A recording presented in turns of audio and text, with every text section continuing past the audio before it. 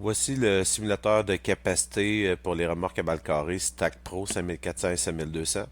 Donc, c'est un outil assez simple. Premièrement, on choisit en haut si on veut travailler selon le système impérial ou métrique.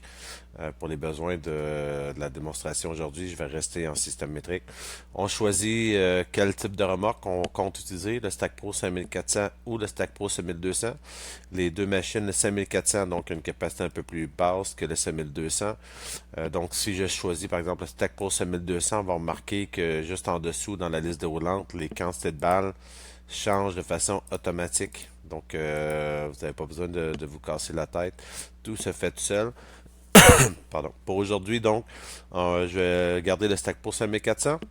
Vous avez par la suite le choix des formats de balles carrées. Le plus fréquent, c'est celui qui est là par défaut, donc le 90-120 haute densité. Donc on parle d'environ 900 kg par balle. Et donc, juste en dessous, on a donc la superficie à récolter. Donc, c'est des glissières qu'on peut déplacer. Donc, par exemple, 10 000 hectares avec un rendement d'environ 3 tonnes de paille, par exemple, à l'hectare. Et on a la distance moyenne au champ. Dans ce cas-ci, je l'ai mis assez basse, à 500 mètres, parce que le Stack Pro est surtout une machine de courte distance, donc qui nous permet de nettoyer les champs des balles qui y sont, et finalement de les empiler en bordure de route. Finalement, c'est là où est-ce que ça devient intéressant. Donc, dans la section calendrier, on détermine le nombre de jours pardon que on a de disponible entre la récolte des grains, par exemple le blé, et avant que ça se mette à geler ou que la neige se mette à tomber. Et donc, si on pense qu'on a 45 jours de disponible, vaut mieux être un peu plus prudent. Donc, on peut le descendre à 30 jours parce qu'il faut tenir compte de la météo et tout. Et on détermine combien d'heures par jour la machine va opérer. Donc, si je vais sur des journées de 10 heures de travail, et par la suite, on a la vitesse de déplacement qu'on peut jouer à notre guise. Donc cet outil-là, en fait, est conçu pour pouvoir déterminer, dans le cas des grosses exploitations céréalières, combien de remorques Stack Pro j'ai besoin pour être en mesure d'enlever les balles carrées de paille d'une très grande superficie dans un délai donné.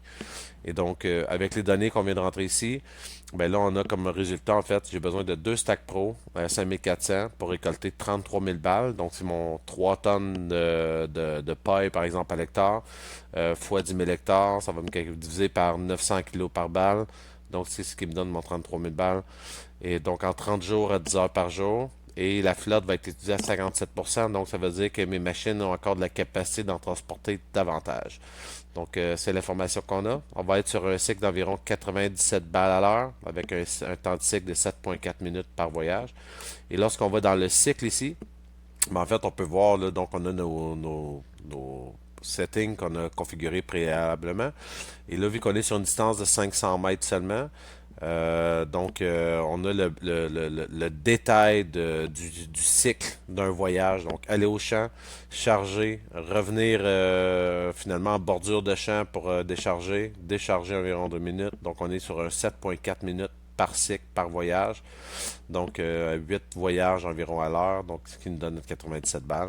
Et lorsqu'on joue finalement avec les distances ou peu importe, ben là, on peut voir que dès qu'on dépasse en bas ici le nombre de machines, mais ça rajoute des machines nécessaires en bas.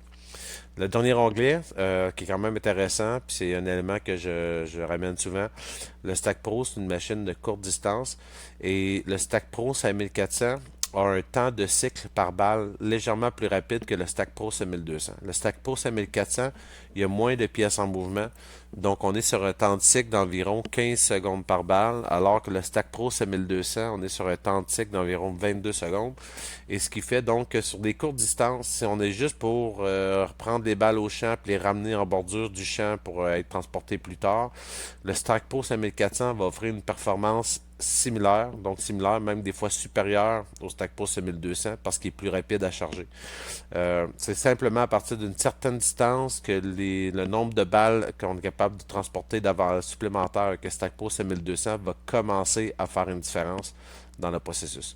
Donc voilà, c'est des éléments à tenir en compte et j'espère que vous allez apprécier cet outil. Merci.